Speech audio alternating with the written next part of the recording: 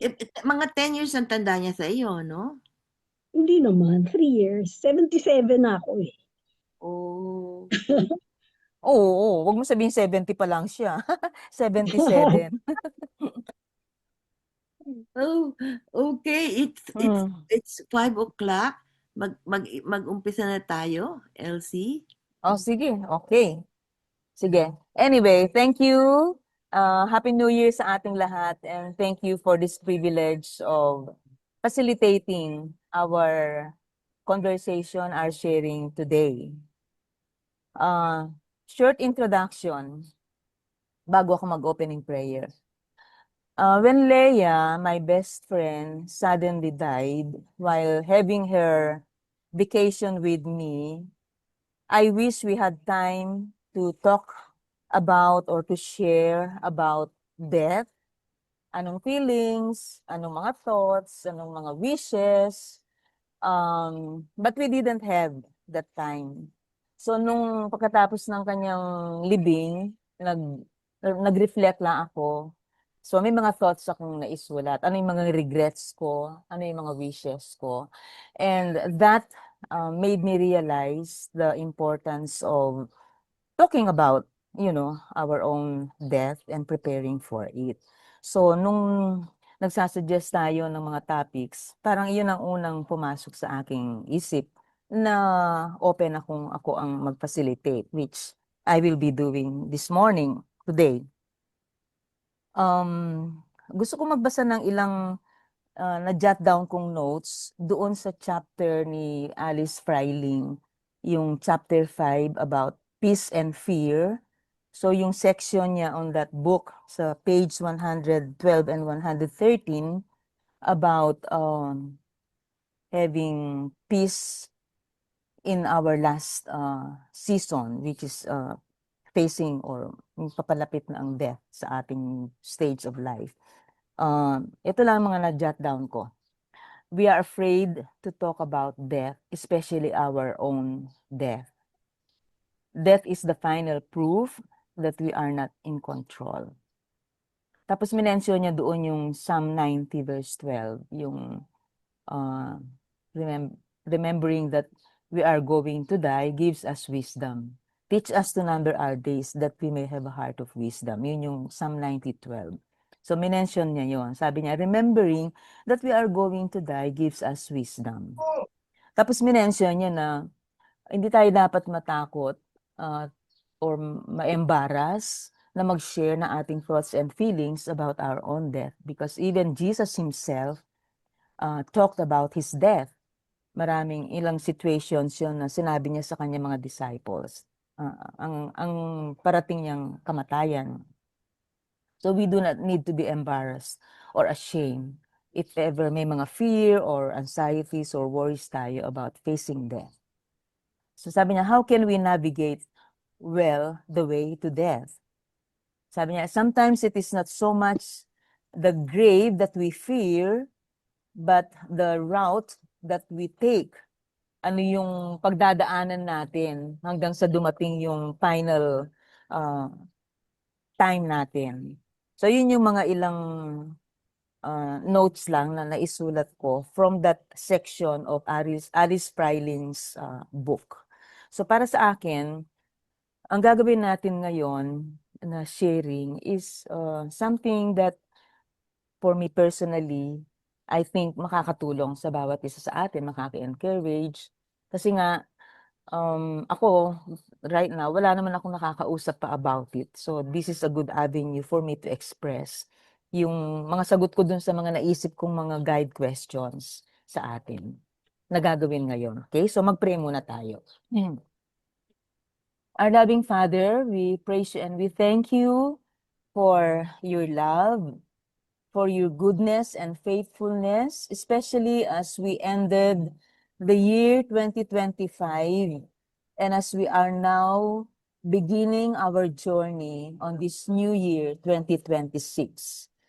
Thank you, Lord, that you are our God, our Father, our friend who walks with us. We are not alone in our journey. We have you and we have each other. So this morning, Lord, as we share about our thoughts and feelings, desires, fears, worries, about facing our own death. I pray that you will use this, Lord, to encourage us, to minister to us, to help us as we navigate this journey towards our final goodbye and our homecoming to you. So be with us, Lord, in this time of sharing and listening to one another. This we pray in Jesus' name. Amen. Amen. So ganitong gagawin natin. A few guidelines lang sa ating pag-share.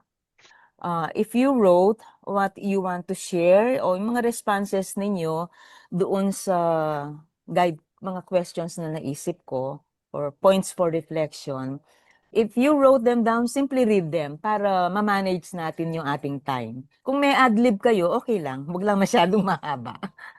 So siguro, tulad nung dati nating sharing noon, 3 minutes siguro at most, magagawa na natin. Kung may extra time pa tayo, we can add later. And let us do what I call double listening. In double listening, matagal ko na natutunan ito sa IFES, sa IBCF. Na pag merong nag-share, we listen to the person sharing or talking, and at the same time, we listen to ourselves. So habang nakikinig tayo sa isa't isa, may nangyayari din sa atin eh. May nag-a-arise na feelings, thoughts, questions, resonance. So we'll do that. As somebody is sharing, makikinig din tayo sa ating sarili. So double listening ang tawag natin doon. And then later on, kung ano yung mga resonances natin, after na makapag-share ang bawat isa, we will have a free-flowing conversation of sharing our resonances, affirmation, questions, feelings, tungkol sa mga senior ng bawat isa. So, wala akong naisip na sequence kung sinong mauuna. Ay, sino palang nagbasa sa inyo nung sharing ni Ate Lisa? Kinorward ko kagabi lang kasi akala ko na-share niya sa buong group. Nung ni-review ko kagabi, ay sabi ko, hindi pala. So, nabasa niyo na yon. Something like that, no? Kung ano yung mga naisip niyo, na-reflect niyo about the guide questions. And then later on, anything, kung may gusto tayong idagdag, kung may time pa tayo, we will do that. Okay? So, para hindi tayo masyado magtagal, ano na lang, bilisan na lang natin ang pag-volunteer kung sinong unang gustong mag-share. So, any of those questions, you are not forced to share everything. Kung ano lang ang gusto mo i-share, yung comfort level mo sa sharing time natin ngayon. Sige, Okay? ako naman. Yay! Thank you, Lina. Oo, in truth, nung bago akong Christian, tuwan-tuwa ako, sabi ko, ay pag namatay ako, makikita ko agad ang Panginoon. Pero habang tumatanda ka, ayoko ng pain of death. At saka, I don't want to go through it. Hindi naman ako takot mamatay. I know I will be with the Lord. But, yung I don't want to go through pain kasi almost every year na-hospitalize ako and I know the feeling. So, I just am accepting it as a part of life. So, nung nagsimula akong, nag-journal ako, naputol ng konti, tapos nagsimula akong mag-journal last year, ang nilagay kong verse, so teach us to number our days that we may gain a heart of wisdom. So every day nagsusulat ako doon. But ang isang malaking gusto kong gawin, although every time na nagta-travel kami ni Carmena, takot akong mamatay kasi sa aeroplano, you don't know what happened. So, gumawa ako ng will. That was 10 years ago. Meron akong will. Kaya lang kailangan i-revisit ko. Kasi I don't want to be caught dead na namatay ka na. Saan pupunta yung mga libro mo? Saan pupunta yung mga nasa savings account mo? Sa akin. Saan pupunta yung sinong... naayos ko yun. Pero yung mga naging beneficiary ko, yung isa namatay na doon, si Rory. So, kailangan i-revisit ko ulit. So there's a lot of things to prepare for. Pero kung minsan, dahil sa nasa ministry pa kami ngayon, ang ano ko, set aside muna. But I think I have to do it. Otherwise, paubusan ako ng oras. Mm. So yun ang aking isi-share na it is the one that's occupying my mind now. Kasi nung right after Christmas, na-hospitalize ulit ako. So I have to spend the New Year Oh, sa bahay. ganon? Mm-mm. Oh, So I'm not as strong as I used to, but I think that is just energizing me to continue on the ministry. okay. Thank you. Thank you, Lina. Sige. Katulad Sino ni susunod? Lina, sorry, Sige, Flor. katulad ni Lina, I'm also not afraid of death, but the way of dying, Correct. and especially with cancer, talaga sinulat ko sa journal ko, Lord, I want to die with the pain of metastatic cancer kasi ang dami ko nabasa. Masakit daw ang cancer pain, lalo na yung sa brain. Kaya yun ang nasa mind ko in 2023. Hanggang one night, sabi ko, Lord, talagang sana naman po, please spare me from that. And then I read the scripture, yung devotional time. At yung verse na nandun ay, I will never leave you.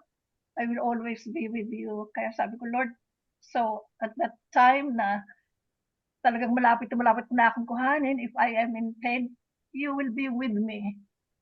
You have always been, and that is my comfort.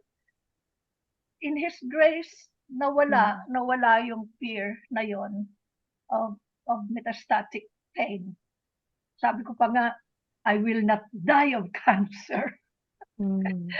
I don't know how, pero yun ang parang defiance ko against metastatic cancer. Anyway, my other anxiety is, if ako ang nauna, sino mag-aalaga kay Steve? Ay palagay ko he will subsist on cornflakes, Weetabix, at saka pork and beans. Yan lang ang alam niya. Peanut butter. No, Yeah. he does not like peanut butter. Butter and Kung siya naman ang mauna, I really dread this digital world. Kasi internet banking, as a foreigner dito, kailangan may facial recognition ka, pupunta ka sa bangko, kailangan meron kang kung ano-ano. Sabi ko, Lord, hindi ko makakaya to, hindi ko makakayang i-navigate ang digital world. Tapos syempre concerned ko for my eldest son, si Paul, na let's say he has his own personal issues and problems. Kaya ayan, ang aking mga anxiety. So sa plan to do, I want to declutter my house and to write my stories again. And then sa epitaph, I want it there, I have fought the good fight, finished the race, and kept the faith. Yun lang. Yay. Thank you. Thank you so much, Flor. Okay. Ako siguro kasi masyadong related din. Okay? Related. Yeah. Kasi napag-usapan din namin to ni Flor, di ba? Yung nag-chat kami. We do not fear death itself. Ako, I do not fear death itself. Pero ang effect nun sa mga maiiwan. No, Okay. yun ang anxiety ko rin. Si Elvin halos hindi na makaugaga sa sarili niya eh. Hindi na halos kapaglakad sa sarili niya. Kailangan may kasama siya. Kaya Lord, na lang kung ako yung mauna. Tapos si Jade, wala rin kamuang-muang. So, sabi ko, ano mangyayari? Pero yung comfort na alam ng Panginoon yun, pero every now and then, pumapasok pa rin yung anxiety na anong mangyayari sa mga maiiwan. Dalawa lang naman silang iniisip ko. Inaalala mo. Naalala si Elvin at si Jade kasi siya lang yung kasama ko ngayon dito. So, unti-unti, tinutulungan kong, o kumilos kayo ng makakaya nyo, yung mga ganon, ano. Tapos verbally, sinasabi ko na kung ano yung dapat nilang gawin. Like, verbal lang naman, nothing written. Si Jade, sabi ko, pag ako nauna, nandito sa bag na blue, yung memorial, plan, yung bank accounts number plus PIN ko sa card. Sabi ko, dapat ano nyo na kaagad, ubusin nyo na, wag nyo nang hintayin. Kasi pag inubos ang ATM, Magko-close lang, automatically automatic. magiging close. O, hindi na sila Okay. magpupunta sa paperwork, mga gano'n. Wala naman masyado silang uubusin. So, madali lang yun. Yun, verbal lang, ano, ang sinasabi ko sa kanya. Tapos tawagan mo itong taong ito to help you with the memorial kasi alam niya, dati siya nag-work din sa company na yan. Yun lang, verbal. Ang ano, ang preparation ko, dahil hindi naman ako writing person, siguro talaga. At least, sana, makuha nila, no? Ma-remember ni Jane especially. Kasi si Elvin, I do not think ma-remember pa niya yung mga ganyan detalya kasi meron na siyang difficulty of remembering things, gano'n. So, yan. Wala akong epitaph na naisip. Sabi ko, bahala na lang yung maiiwan kung anong naisip lang. Sila na mag-iisip. Sila naman yung sila naman yung talagang nakakakilala. So, Okay. hindi ako nag-isip ng gano'n. Thank you. Thank you, Needs. Yeah, okay.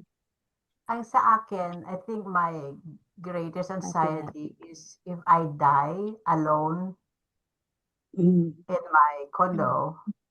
I live 3 minutes away from a young couple who looks after my place when I'm away. And malapit din yung ibang mga church members. Kaya sabi ko, Lord, kung mamamatay ako, sana aksidente na lang sa aeroplano. Yung total na lang kung yung kotse. Nabilis. Para at least may makakakita na namatay ako. Tapos, naglagay ako ng chain sa door. Eh, yung couple, meron silang key to my apartment. So, pag siguro may sakit na ako, sabihin ko, check on me. Kaya lang, ilalagay ko ba yung chain o hindi? So, anyway, yung ganon. Who was the one who said it's the process of dying, not death itself, right? So, ayoko maghirap. Tsaka si Needs. Sana yung mabilis na lang.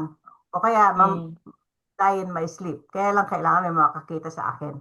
But anyway, yung isang song na gustong-gusto ko, and now the author and the singer escapes my mind. I will rise when he calls my name. Oh dear, he's a modern singer-writer. I will rise when he calls my name. No more sorrow, no more pain.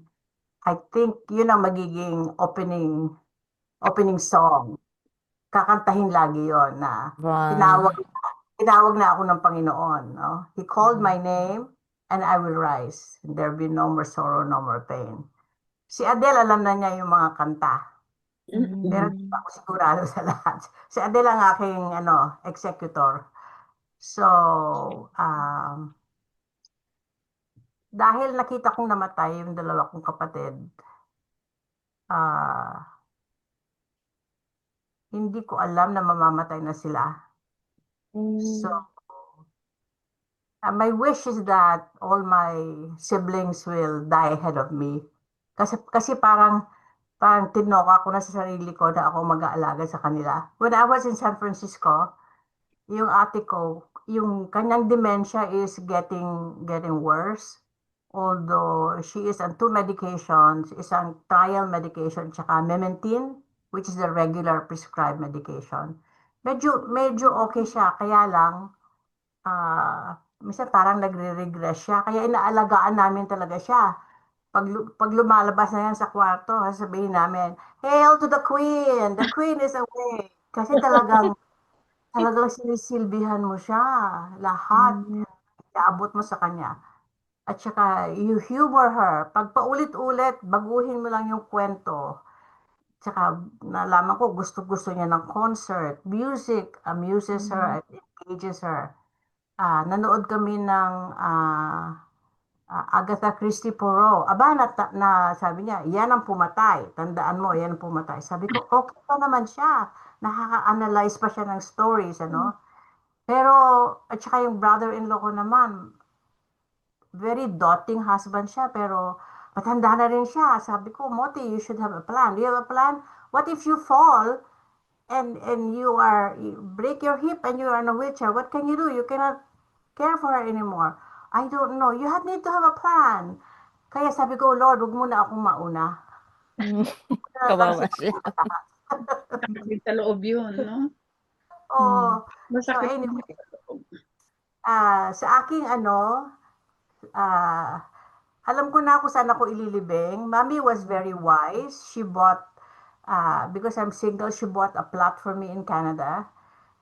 Pero yung lote niya, pwede palang Dalawa. isang coffin at saka 2 cremation. Ito naman si Ate Lilia, sabi niya, ililibing ako sa paanan ni Mami. Sabi ko, hindi ka kasali doon.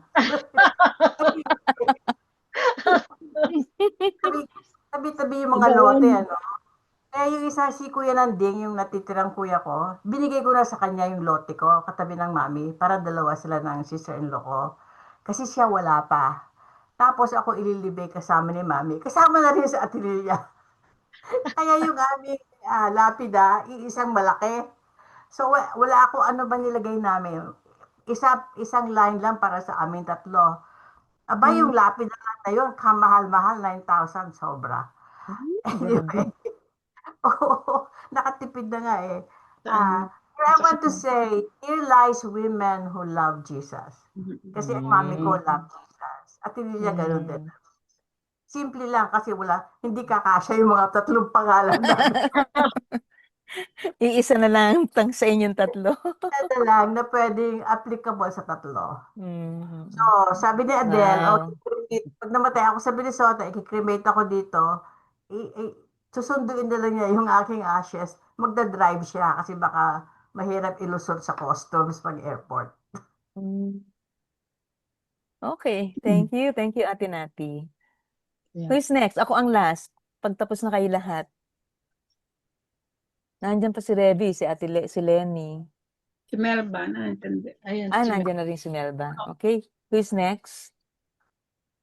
You know, I never thought of, totoo yung sabi mo, Elsie, na we do not have to be convinced of our mortality.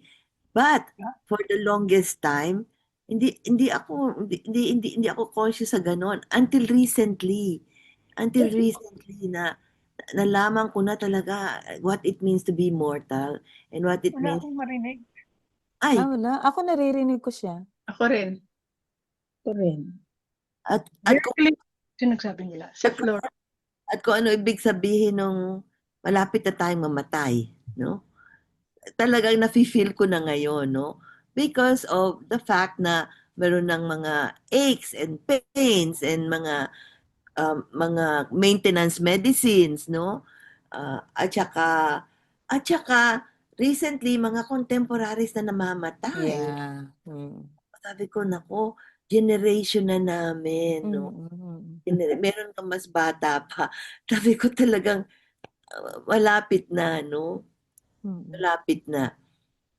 The good thing is, kaming dalawa ni Alejandro, okay lang na mag-usap tungkol sa death. Sa mga Filipino, hindi nag-uusap tungkol sa death, di ba?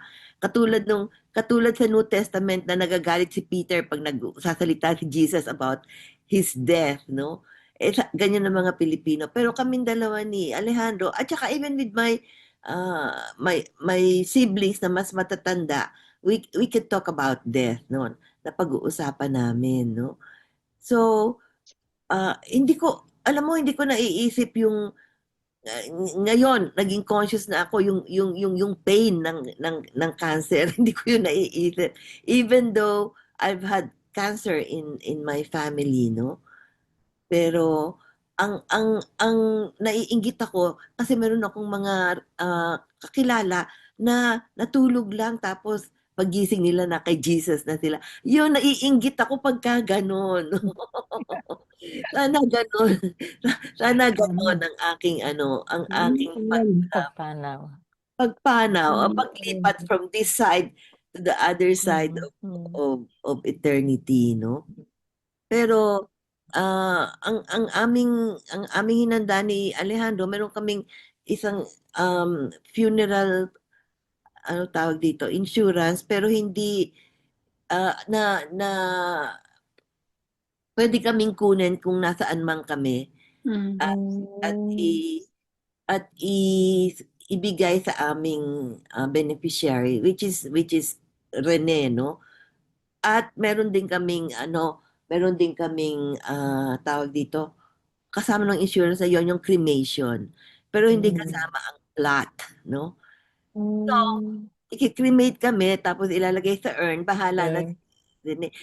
Talagang hanggang ngayon hindi kami maka-decide ng plot kasi hindi namin alam kung saan namin gusto. Saan? Oo. Ako hanggang ngayon talaga gusto ko sana sa Philippines. Si Alejandro, sabi niya, ako kung hindi dito sa San Francisco, sa Sa Mexico, Mexico. ano maghihiwalay tayo. Pagkamatay natin, maghihiwalay na tayo. Kawawa naman yung anak niyo. Nakakaawa. Layo. So ngayon, ang plan lang, nasa urn. Which is, you know what, that is what is happening to my family. Ang father ko lang ang nasa isang Libingan. yung dalawa kong Tung. mom ko tsaka yung brother ko nasa urn Okay. sila. Tapos pagka may occasion dinadala sila yung sa urn, parang part pa rin sila ng aming Wala celebration. sila sa Columbari. Wala sa Columbari. Nasa bahay sila si Glenn nasa bahay nila, ang mom ko nasa bahay ni Lisa, no? Eh, tapos last All Saints Day, dinala namin sila sa bahay namin sa Magalang. And then we had our observance of All Saints Day doon. And it was a very meaningful observance, no, where we talked to them.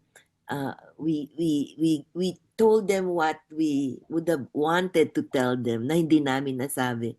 Sinabi namin sa kanila, no. We took turns. And also we asked them for forgiveness and we forgave them. Yun hindi namin sinabi ng malakas.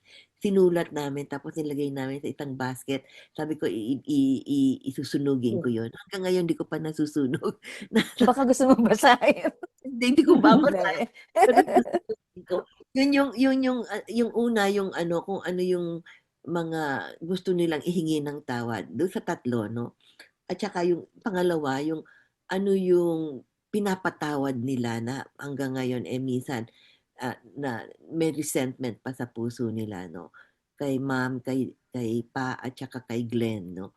Pagkatapos yung pangatlo is what we wanted to tell them, to thank them, to praise them, or to just lift them up na hindi namin nasabi nung buhay sila. Yun sinabi namin. And there was joy and tears, no? Nung sinasabi nila. So that was very meaningful. Kaya sabi ko, okay naman pala yung naka-earn ka na lang, no? So, that is our plan, naka-earn kami. Pero at the same time, wala kaming plot, pero meron kaming living trust, no? Para yun na nga, kasi nadala na ako sa mga sa parents ko na hindi nila hinanda yun, no? Nalaman namin na hindi nakaayos yung mga lahat na dapat ayusin.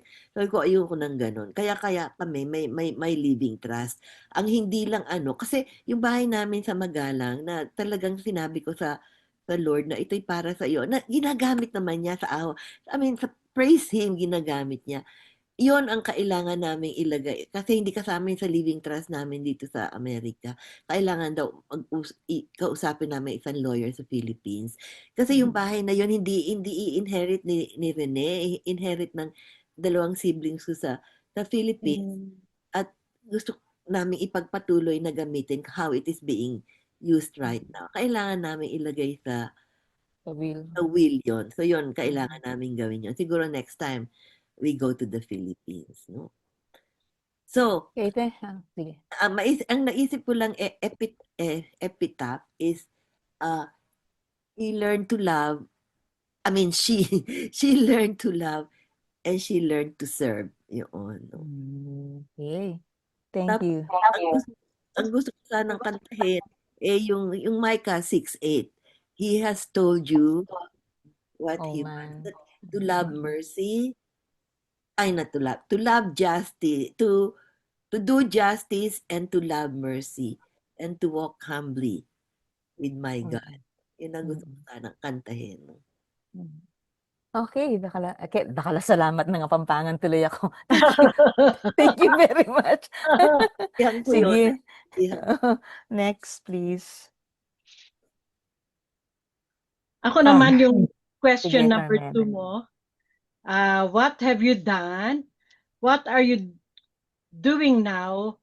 Or what do you plan to do to prepare for your death? With my experience sa kay mom and kay dad, to prepare the funeral arrangement for a loved one before his or her death. It hurts and bring you to tears when you think of preparing funeral arrangements with a funeral home for a loved one who is still alive. Pero nung ginawa namin first time ito kay Daddy, when we get the news from the doctor that Dad has a short time, so immediately, ewan ko bakit ang lakas ng loob ko, we went to a funeral parlor, we choose the casket, we choose the flowers, lahat ng arrangement, na funeral arrangement na ginawa namin. Tapos, nung nangyari kay Daddy, bumalik kami sa parlor, wala kaming ginawa kundi magbayad at mag-sign. Sabi ko, oh, this is nice. Na walang kasamang emotion na you want to buy the best coffin, you want to buy the most expensive flowers. Wala na yung emotions na yun because we have done it earlier. So we did the same thing with Mom. The only thing is we still don't know the news. Alam namin she was on hospice. Pero when we went to the funeral parlor, 2 years pa bago namatay si Mami. Talaga? Ako, 2 years pa yun. Pero, nung the day na mamamatay na si Mami, tumawag na ako sa funeral parlor. Ano gagawin ko? All you have to do is call us when it happens. So, but 2 years ago, inarrange na namin kung anong klaseng urn kasi i-cremate siya, dadalhin siya sa Virginia. So, naisip namin yung urn, kung anong klase, naisip namin anong klaseng funeral, anong klaseng casket ang gagamitin niya for that day of memorial. So, lahat naisip na namin yun, pati yung flowers naisip namin. Pero, so that means, that was 2 years ago, nung namatay si Mami, akala ko tataas yung bill namin. Kasi 2 years na nga eh. Tapos during the COVID time pa. So most probably, ang in-expect ko baka 100% na mag-increase. Pagpunta namin sa funeral parlor, exactly the same price, quote na binigay nila sa amin 2 years ago. So, it was very good. Pero like what I said, ganitong advice ang binibigay ko sa mga kaibigan ko. Pag malapit na mamatay ang parent or family member, make sure you go to the funeral parlor. Pero mahirap yun, ha? Yung pinaplano mo yung death ng loved one mo, pero alam mo na hindi pa. Actually, ang brother ko nag-comment nung in-announce namin na meron na arrangement, or you're killing your dad softly. It's really very hurting. You're planning for the funeral na buhay pa, pero it's really very practical. Pero itong gifts na kay Mami, di ba lahat, sabi ko na-arrange na namin lahat, walang changes sa bills nun, sa prices na binigay. Pero namatay yung memorial ni Mami is 1 week before Valentine's Day. Ang wish ni Mami, mga bulaklak. Ang wish ni Mami is red roses. Sabi niya kahit anong gawin niyo sa memorial ko basta red roses. Can you imagine Valentine's Day nag-hijack ang red roses? So nag-argue pa kami sa family namin. Sabi ko white na lang kasi talaga mas mura ang white. Ang red talagang triple quarter tsaka plus mahirap maghanap ng red roses during Valentine's Day. Wala, nanalo ang family that bumili ka red pa rin. So anyway, so yun ang ko, ang question ko is, parang it's hard to do it for myself. Na I'll go to the funeral parlor and tell them I want to make an arrangement for my funeral service. Parang mahirap gawin yun. But I think I want to do that. So last Okay. tungkol sa death, there was a time nag-usap kami ni Lina. Kung minsan, gusto ko mauna akong mamatay. Kasi parang niisip ko na si Elsie, parang hindi ko matiis na wala si Lina dito sa bahay. Parang siguro in 1 week's time, mamamatay din ako. So sabi kay Lina, Lina, ako na lang mamamatay. Kaya lang, pag akong unang mamamatay, hindi si Lina marunong, Kawawa naman siya. hindi siya marunong maglagay ng gasolina sa sa car, yung mga inaayos ng mga ilaw, hindi niya magawa yun. So sino na lang gagawa para sa kanya? So yun ang naman namin. Sabi Ganun nila, yung ay effect. magbabayad na lang ako ng mga tao, tatawag na lang siya. On the other side, kung si Lina ang una mamatay, ang una is natatakot ako. Natatakot mag-isa ako sa bahay. Siguro magpa-fly ako sa California whatsoever. Natatakot ako mag-isa sa bahay. Pero secondly, natatakot ako magligpit ng mga libro niya. Yun ang pinakamalaking problema ko. Kasi kung alam nyo kung gaano kalaki yung U-Haul, siguro 2 U-Haul na truck ang laman ng mga libro niya. Hindi naman. Namimigay na ako eh. So yun lang. Yun lang, Elsie. Sige, maraming salamat, Carmena. Sige, bago ako, ang hindi pa nag-share si si Nani. Okay, Sino pa? babasahin ko na lang. Sige, Nani. Sige. Siyempre, rambling ito kasi I just did this about an hour ago. So, malaking travel from many years ago sa mga crisis sa buhay ko, saka ng family namin. Kaya yung salitang death, medyo marami na kaming skirmish with that, no? From Anthony's almost dying at birth to 2 cancer ko, etc. Ang pinaka impact sa akin nung ang Ate Lel namatay, my oldest sister. We call each other every day or probably the 2 years before she died. Pareho kami may cancer noon. Pero sabi niya sa akin na hindi pa kami in a position ngayon, but very, very soon we will. Itong, kumbaga, ibibigay namin sa IVCF Philippines. Remember natin, siyang unang IVCF sa pamilya namin. Ikaw ang staff niya. Right?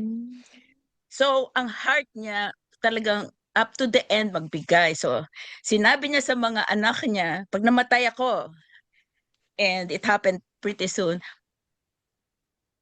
sabihin niyo, wag na lang magbibigay ng mga bulaklak at saka abuloy. Put this card doon sa aking wake at doon sa, anyway, ginawa rin ng isang anak niya na ikinasal 2 months, 1.5 months after she died. Yung nakalagay, pinicture ko pa nga. Please refrain from giving in lieu of flowers or mga give your contributions to IVCF Philippines. Wow. Doon sa wedding nung anak niya na napakadaming tao at saka doon sa kanyang wake, I was so touched by that. Kasi parang sabi ko, ang buhay nga nitong ate ko na to, nasa cancer ward, na witness pa ng witness sa lahat ng makita niyang tao. Sa mga neighbors niya, to everybody, parang tuwan-tuwa ako kasi parang siyang example sa akin ng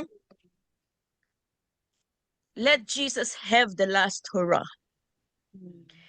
So, while I know I will miss those I leave behind, I think I'm beginning to be released from what I used to think I need to fix because they are loose strings, unfinished business. In the past years, Vic and I actually sat 2 times with lawyers to make sure that at least especially Anthony will be cared for. Okay? So meron kaming living trust, may special needs trust kami. Tapos yung mga anak namin, ang executors para ang blessing ng Panginoon, our sons-in-law are so into it. In fact, they were willing to get Anthony in their state if we die. Pero hindi naman pwede yun. So, I know na my family, especially Anthony, will be all right. Hindi everyday yan kasi marami na siyang skills na nalulose ngayon. But I know they will be all right. Why? Because I was all right. I was on the verge of death a couple of times. And I don't know, plano naman niya yon. So, by all right, I mean, hindi naman na hindi ako mamamatay. Baka nga bukas mamatay na ako. But, because he showed me the miracles, I know each one of them will be all right. So, I think I'm thinking less and less of how my family will fare when faced with future challenges. Kasi wini-whisper niya sa akin, araw-araw, they'll be just fine. Even Anthony, without you. I want to be restful in mind and spirit when I go. I want to be closer in my heart to the great anticipation of being with Jesus. Kasi napaka-earthly pa rin ang mind ko. Pero pagka iniisip ko na may mga mansion si Jesus, He promised to be ready for me. Pray ako ng pray na yun ang makita ko, hindi yung mga iiwanan ko dito. When I am sad, missing Aleli, Oh, nawala siya. Na-mute ka Nawala. natin. Mute Na-mute ka. ka. Naggalaw mo. Ay. Yan. every time nasasad ako, nami-miss ko siya. Sinasabi ng Panginoon sa akin, bakit ganon? Ilagay mo na lang ang mind mo na nagre-rejoice na siya sa Panginoon. Though my heart is often glued to this world, the recent deaths of dear ones remind me that o lang yung nasa earth na may grief. Pero siya, saka yung nanay ko, saka yung tatay ko, saka si Sammy, nagre-rejoice na sila. The ones who are actually rejoicing. So, it's better na ang short life on earth na aking short life on earth is not going to be, yung balik ako ng balik dun sa kasi very difficult para sa akin yung Aleli's death. She was in the cancer ward for maybe 3 months. And I saw her last weeks of life. It was harrowing. Hindi siya makahinga. Sabi ng doktor, bigyan na lang ng morphine kasi hindi na makaabot ang nurse para Sabi ko sa Panginoon, sana naman Panginoon, hindi ganun ang you tell me about the pain, right? Pero sabi ng Panginoon, nagdaan ka na rin dyan sa pain na yan, nung operahan ka, hayaan mo na lang ako. So, wala rin akong choice doon. Sabi ko na lang sa Panginoon, tulungan mo na lang ako because you are with me. To anticipate whether or not it will be a painful death or an instant one where you, katulad sabi ni Nati, mahulog ka na lang sa eroplano. I want in my grave site to put the words in the Amazing Grace. I once was lost, but now am found. Was blind, but now I see. Takot na takot ako na sa funeral ko, i-praise ako ng mga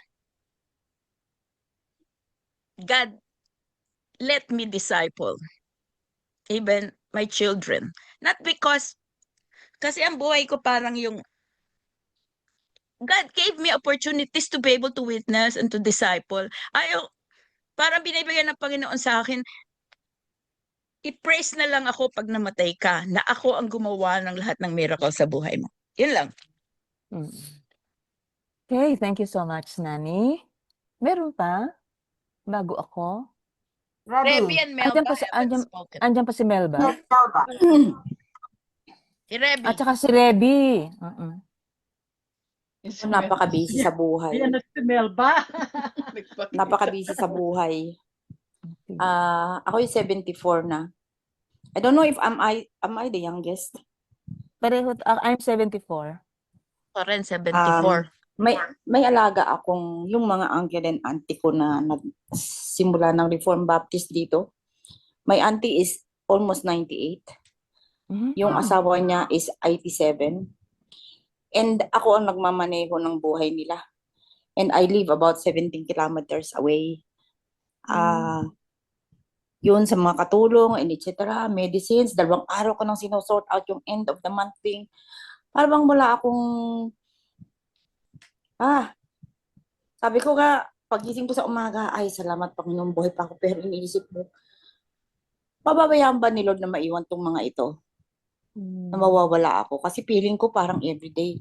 Parang bahala na bukas. Sasama na baka nasa Panginoon na ako. Plus, yung mga family concerns na sa biyaya ng Panginoon ay in the last few days ay medyo okay naman. I'm coping better. Pero wala din akong katulong. Ay hindi ko din matiis yung mga kalat ba. Kaso gawa lang ako ng gawa, hindi ako marunong maupo eh. Pero yun, kasi sabi nga, galaw-galaw para hindi pumanaw.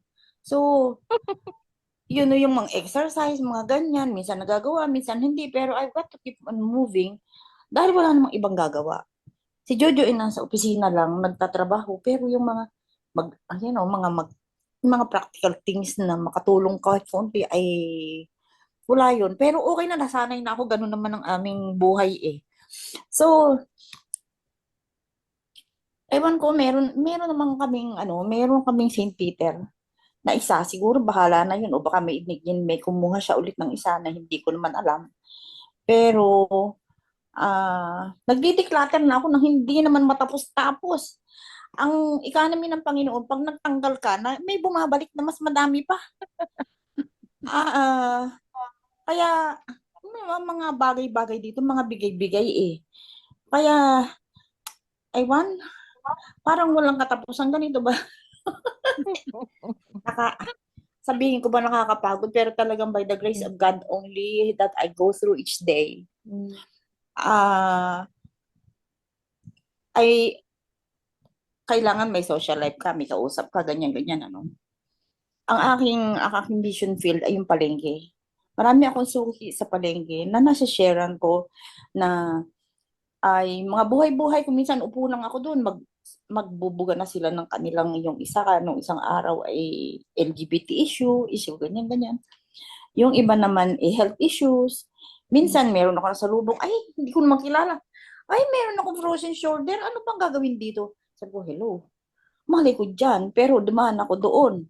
Ay, yung mga, kasi, nagtathrive ako sa sa kausap, because I am a people person. Ay, si Jojo naman, ay, tahimik lang. Nandun lang siya sa kwarto, kahit tigay mo lang kausap, kahit maghapon ako walang kausap dito, kaya mabuang-buang ako eh. Ay, anyway, kahit naman ng mga anak ko ay mga 3 lalaki, they have their own life at may mga issues din sila sa kanilang buhay. Pero siguro ay pagkukulang na rin namin na hindi naman sila, nanay, kumusta ka na? Okay pa ba? Ganyan. Basta, sabi ko, Lord, bahala ka na. Hindi naman ako, I go in faith na, bahala si Lord sa akin. Hindi na ako umasa dito sa mga kasama ko o kung kani-kanino. Basta, ganun.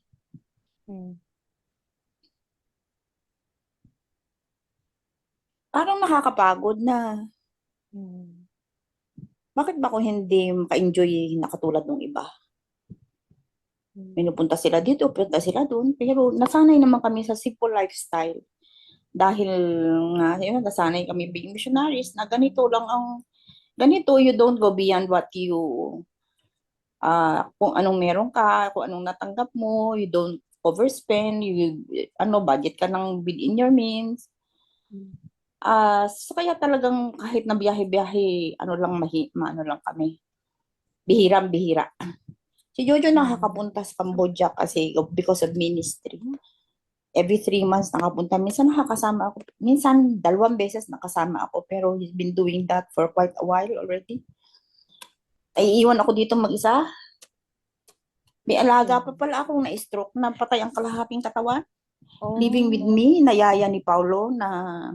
Pero, hindi ko alam. Recently, nalaman ko na sinusumbong pala ako kung ano-ano sinasabi tungkol sa akin. Ay, yung mga sinasabi ko ay pagmamalasakit sa kanya kasi nandito yung nag-home service ang therapist. Nakikita ko na hindi niya ginagawa yung mga pinagagawa sa kanya. So I encourage her. May nag-drawing pa kami sa bintana para gamitin yung patay na kamay, ganyan-ganyan. Pero ay iba ang dating. So sabi ko, Lord, I don't care. Kung sabi nung anak ko, gusto mo, alisin ko na yan. Mas medyo masama ang loob ko kasi parang hindi naman tiningnan ko nga nung other side of the story. Sabi ko, Lord, bahala ka, ikaw nakakaalam na yan.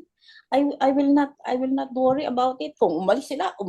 Kasi sabi nung anak ko, sige, gusto mo, tanggalin ko yan dyan sa iyo. Kasi may bahay kami sa likod na that's where they live nung kanyang anak. Pero, salamat sa Panginoon, may tumawag sa akin na isa na magre-retire. Sabi niya, ate, libre na ako sa February. Basta, gusto mo, samahan kita dyan. May matitiran pa siyang iba na, anyway, mayroon siyang accommodation na kanya. Basta kailangan mo, pwede akong tumira dyan, o ganyan-ganyan. So, sabi ko, Lord, yun ang provision mo sa akin na hindi ko pa naman alam. I never thought of it. May plano na ang Panginoon na nauna sa akin na hindi ko na kailangan ipag-worry. Kung umalis sila, hindi naman nakasalala yung buhay ko sa kanila.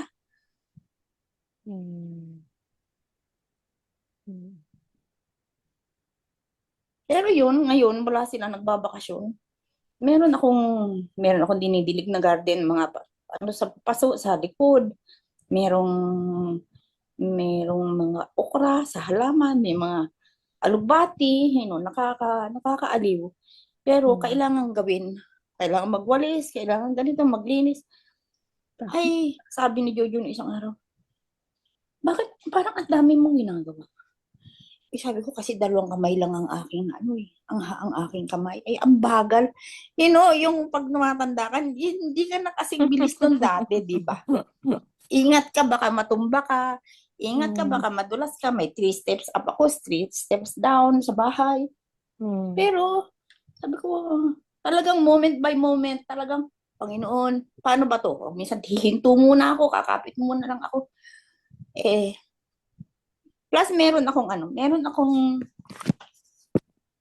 akong compression sa liig, sa 3rd and 4th vertebra. Bumili nga kami nung neck brace. Sabi ko nga, para akong si Gloria Arroyo. Pero it makes me feel better, I think. Pero hindi naman kailangang suotin ito ng buong araw. Kaya lang, 2 araw ko lang nabili, hindi ko pa nagagamit kasi 2 araw ko nang sinusuot out ang gamot ng mga 2 matanda. Anyway, salamat for listening. At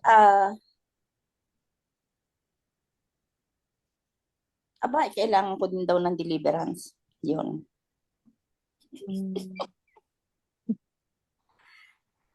I don't know. Bahala na si Lord. Sige. Thank you, Rebby, for pouring out your feelings right now. Sige. Thank you so much. Andiyan pa si Melba? Dito. Gusto mo na mag-share? Ikaw na yung lahat eh. Tayong 2 na lang yata ang hindi nakapag-share. Ayan, ang ganda-ganda oh. Ayan. Ako na lang. Sige. Sa totoo lang, medyo napag-isipan ko yung kamatayan ko noon pa kasi nung na-diagnose ako na meron akong cardiovascular na problema na anytime pwedeng mag-thrombosis ako. Lalo na pag ako ay nagtatravel, nasa plane, gano'n. Sabi nga ng doktor, hindi ka na pwede na mag-economy pag long haul ng mga flights. Dapat pag mag-iimbita sila, sabihin mo kagad, kailangan business class ka. Dito sa Asia, okay lang kasi pwedeng economy kasi Maikli lang.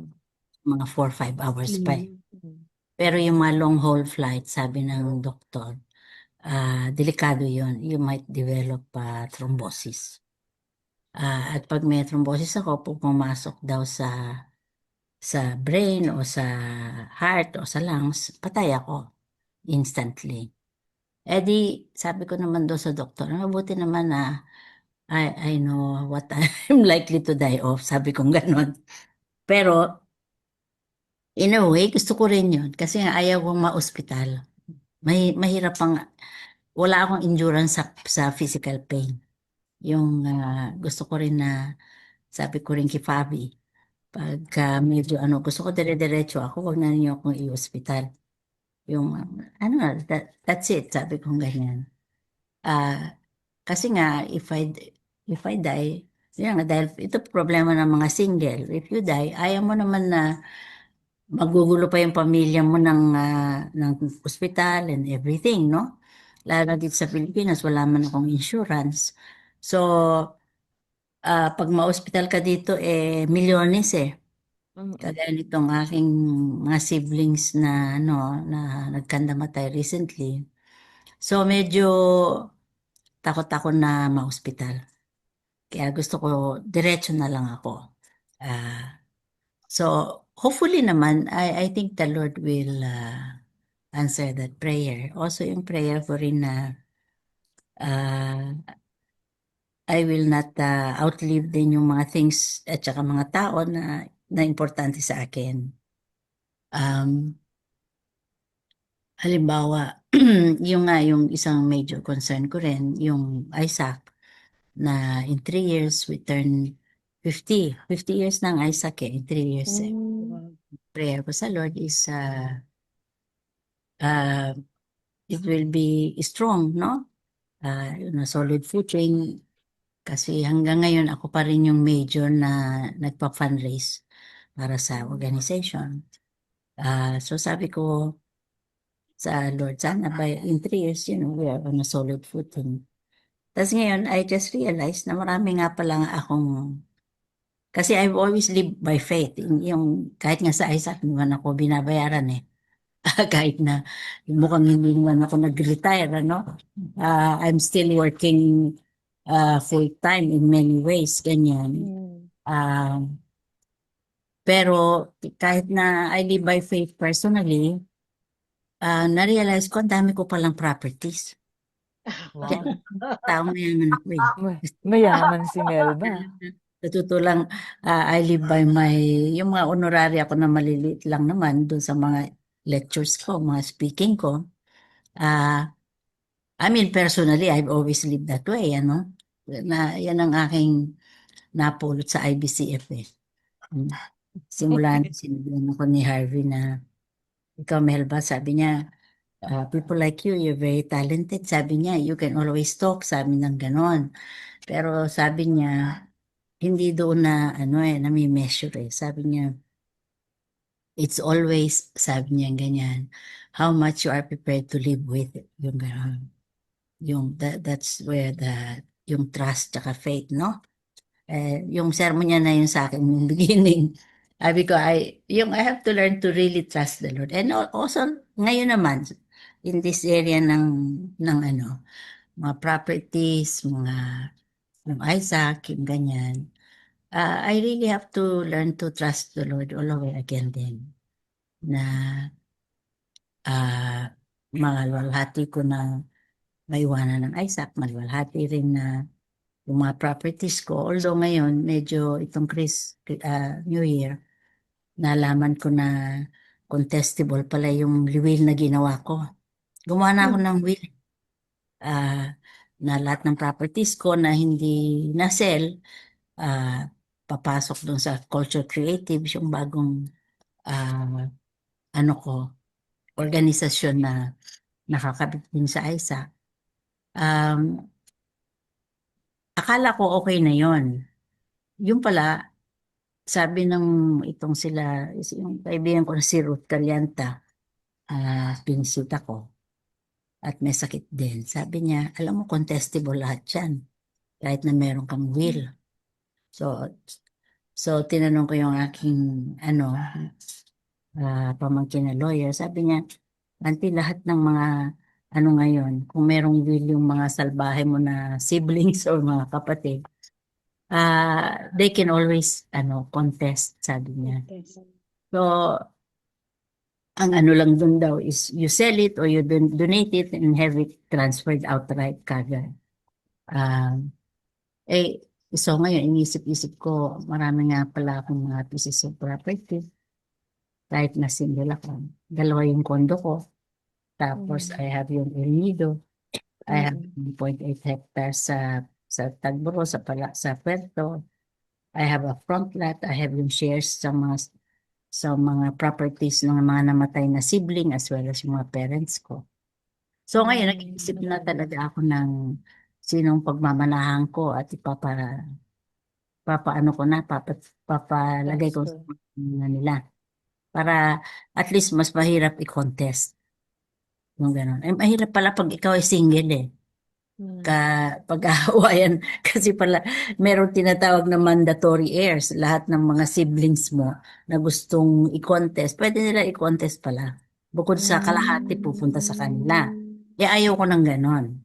So, kasi nga mawaldas itong mga kapatid ko eh. Si Irene, nagpabili tapos nga wala na siyang pera. Ngayon wala na siyang pera para I mean, I embracing myself sa possibility na siya yung susunod dun sa sister ko.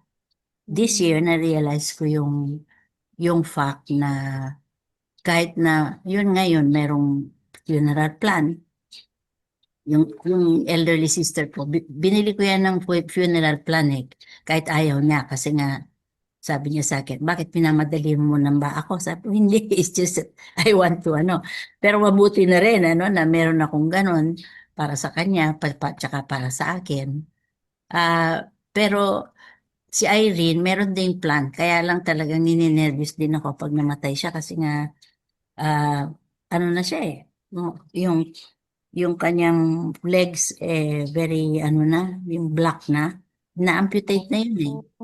Tapos na siya, parang resign na siya na mamamatay siya. Nung namatay yung sister ko, 3 lang kami na siblings nandun. Pareho silang nasa wheelchair, ako lang ang hindi. So sabi niya, sige, Manang Denti, kung susunod, hintayin mo na lang ako dyan sa langit. Yung mga ganon, Yung bang sabi ko, resign na talaga siya na mamatay. Pag namatay siya, ako ang taya eh. Ako ang taya dito sa mga matatanda. Kasi nga, yung 2 nasa Amerika na bunso, hindi mo naman maasahan yung mga yan. Di ako talaga yung hindi I'm the only sibling na hindi naka-wheelchair. Yung ganon. Yung 3 na matatanda na rin. So I have to brace myself sa possibility na ako rin yung kagaya ng sister ko na namatay this year. Ako rin yung nakataya. Ngayon, pero ako mismo, ang feeling ko parang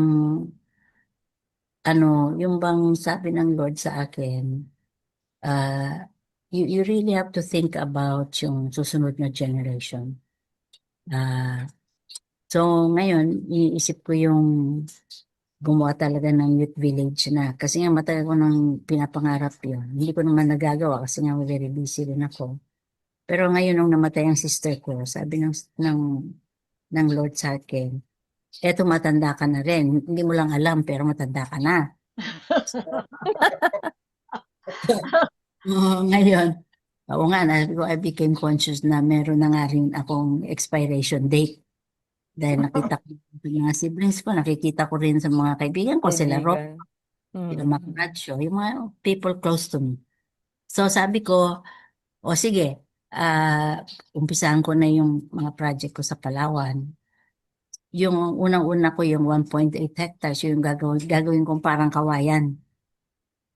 Kasi alam mo, yung very precious sa akin yung memories ko sa kawayan eh. Kasi bago akong Christian noon. Tapos, very formative sa akin spiritually, yung kawayan. So ngayon, sabi ko itong aking 1.8 hectares, hindi ko yan pagbibili. Gagawa ako ng youth village. mga indigenous housing din siya, pero maganda ang toilet at saka masarap ang food. Hindi kagaya sa kawayan na palagi akong nagugutom. Pero, pero, Tsaka yung oo, pero, toilet. oo, magandang toilet. Yung maganda yung toilet. Pero indigenous siya. Tsaka, merong culture learning. Kasi nga, yung InterVarsity US, bago mag-pandemic, we used to get every year mga graduates nila na naghahanap ng calling. So, meron silang exposure, no? Sa kung saan saang ministry. Tapos ang ISAC gumagawa ng cross-cultural orientation for them. So, ngayon naisip ko, ay gagawa rin tayo ng ganon. Yung bukod dun sa retreat, na parang kawayan, gagawa tayo ng culture learning din na cross-cultural orientation sa mga bata. Kasi marami tayong napansin ko, yung mga pumupunta sa mula sa Amerika, dito sa sa Pilipinas, sila yung yung parang nadi-disorient, tsaka may culture shock. Mantala yung mga Asian Americans, yung mga puti, okay lang sa kanila dahil sa kanila novel yun eh. Pero feeling nila mix yung bang on the one hand meron silang sa kultura, pero at the same time hindi naman sila mga Pilipino. So nagagalit yung mga tao sa kanila na hindi sila marunong Tagalog. Tapos dahil dinala sila sa mga Islam communities, medyo parang nafe-feel nilang in relation doon sa mga kasama nila, mga peers nila, no? So, sabi ko kailangan ng proper na orientation itong mga batang to.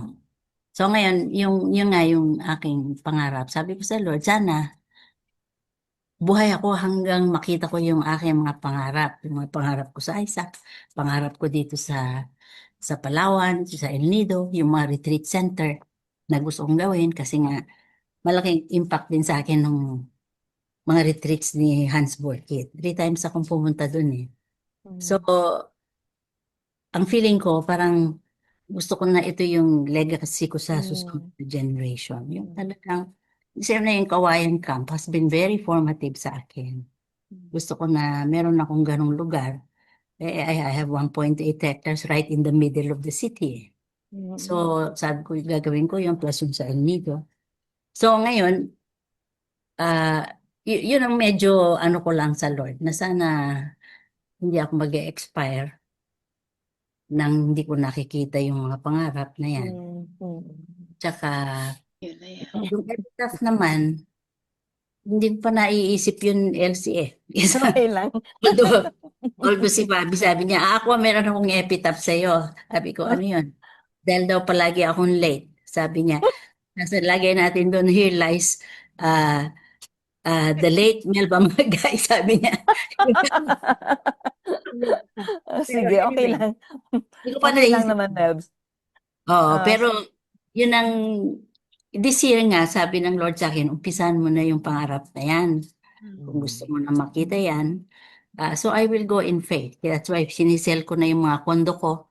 Pinagbibili ko yung aking front lot, tsaka yung El Nido, para I have money para matustusan ito. the So projects. as usual, wala naman akong pera, pero I will go in faith. Kasi yun din ang istorya ng bahay ko eh. Nung nag-umpisa ako, wala akong pera naman. Hindi wala akong 5,000 para mag-deposit dito sa lupa. Sabi kasi nung agent, kailangan kayo mag-deposit ng lupa. 5,000. Wala akong 5,000. Hiniram ko pa sa sister ko. Tapos nung sabi ng sister ko, para ano? Sabi ko, magpapagawa ako ng bahay, bibili ako ng lupa. Tapos tinawanan niya ako, sabi niya, wala kang 5,000, magpapagawa ka ng bahay. Yung ganun tipo. So na-remember ko yung istorya na yun. Aba, sabi ko, oo nga I started with this house, wala akong pera whatsoever. Hiniram ko pa yung pang-deposit dun sa ngayon, ganun din ako. Wala akong, of course, maraming na akong properties na pwedeng pagbili, pero Tinda. wala akong resource, wala akong actual resource. Pero nevertheless, nag-hire na ako ng architect. Engineering, mga ganon. Para umpisan lang, sabi ko na lang sa Lord, sige, I will go in faith. In the same way na sinamahan niya ako dito sa bahay ko. I suppose sasamahan niya ako ulit. Yeah. Sige. So, thank you. Thank you very much, Melba. Alam ko marami tayong mga resonances sa bawat isa, pero gusto ko muna mag-ask ng permission kasi it's already 10:12. Mag-extend tayo ng konti? Okay lang sa inyong lahat? Yeah. Ay, okay lang ako. Nandito tayo Okay. sa Pilipinas eh. Ewan ko yung mga Oh, nasa sige. Amerika. Okay, okay lang. Go ahead. Sige. Ako na, no? Nakapag-share na lahat? Yeah. Sige. So ako, ang mga sinagot ko dun sa mga questions na binigay ko, eto. Ano ba yung mga questions na nag-a-arise sa akin? Eto. At what age will I die and in what manner? Or how and saan kaya ako mamamatay?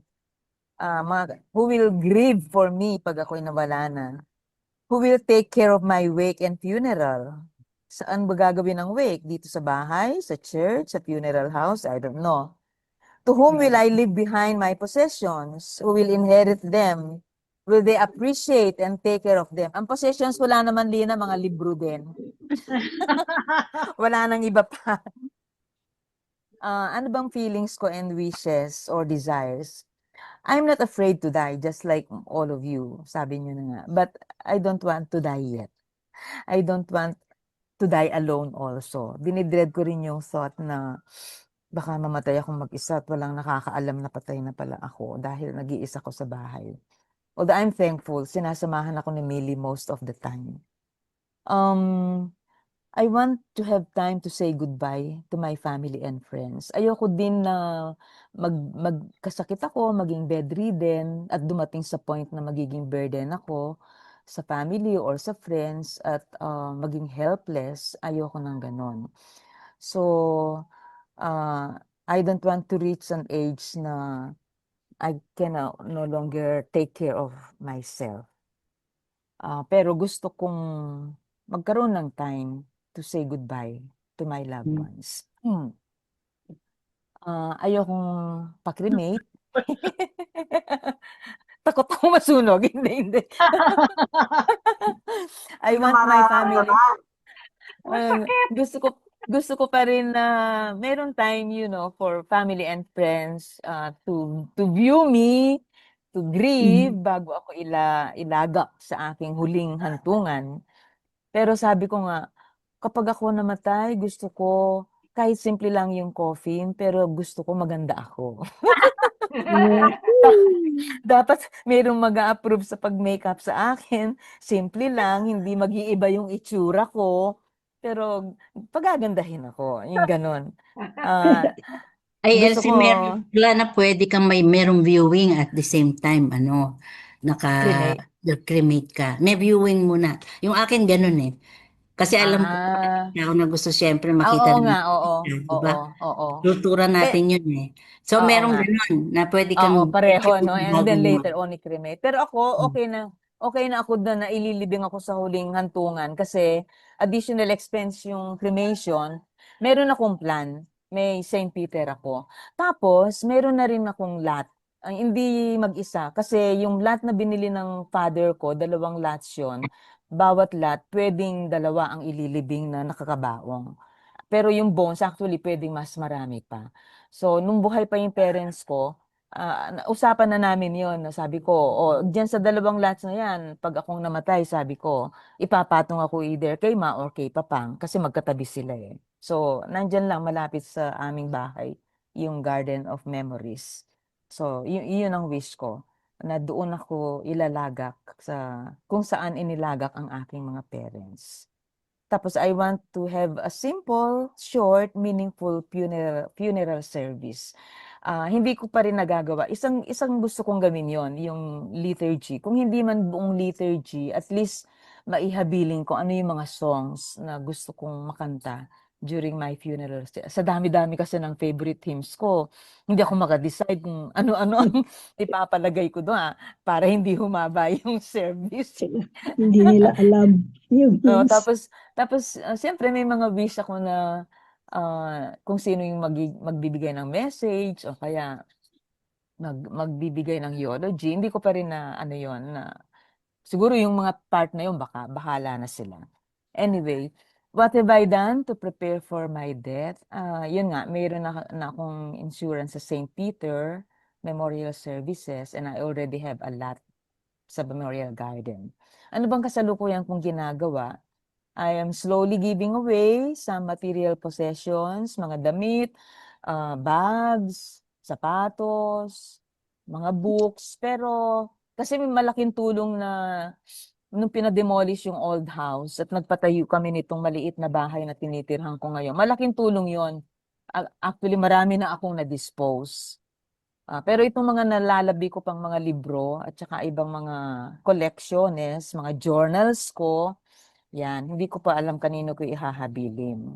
So what I need to do, ayan, matagal na ko ni-remind ni Flor na sabi ni Flor, gawin mo na yung last will and testament mo. Flor, hanggang ngayon actually, confession, hindi ko pa yun nagagawa. But I think I should do that. Ayan. What do I want written sa aking epitaph? Ito pa lang naisip ko, posibleng magbago pa rin. God's beloved daughter. Yun, God's beloved daughter. Kung willing kayo mag-extend hanggang 10:30, any resonances? Ayun kay ate.